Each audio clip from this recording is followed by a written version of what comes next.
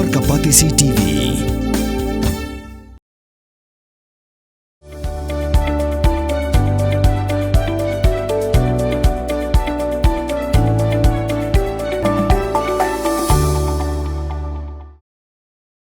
Sorkar jala haduk mentah kadang ap Ktien naga Ministry of Defence jo Sorkar pedeng ban ai rajaka kisipai naga benta bat pinken ria ikibri gibasong basa hatem Ïewmawlong usumbut menteri rangba jala ba snyau bahalang dahar ubape ya tanat penroi sor ha jengkeran bigala pithai kubuar ulong bagani ka kam haduk mentah kadang dan hapo yeng bishar wat ongru baya kani ka kam on sala mat penbej walla kandang kham simpor sakat tugatni. So we are on the job of it. You will be knowing when we decide. What is the location now? Relocation? Not yet decided. We have to identify few location and so we'll see. Still the discussion is on. I cannot. Not appropriate for me to tell this location. But last you were waiting for the Defence Ministry to provide that plot of land. That's why we are on the top with them.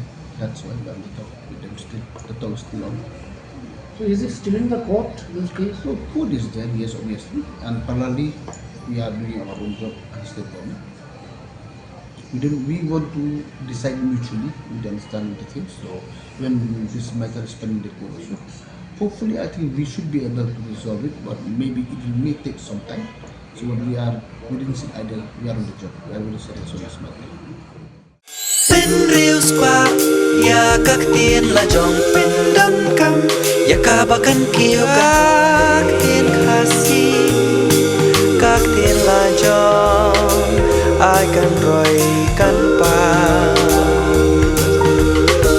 balai phi ong gate habangi don la jong ka Ktien khasi kerdop lani phalor beli lani khang ya katuka phalor ni ju ya ong saka weipan Ktien khasi kam ju ong ban ya kiu yau up hinrengi kiu yau thiep Ktien la jong tu dayakan mau kendit ho lapan mi da kapati CTV na kabenta ka jingmentoi upat ba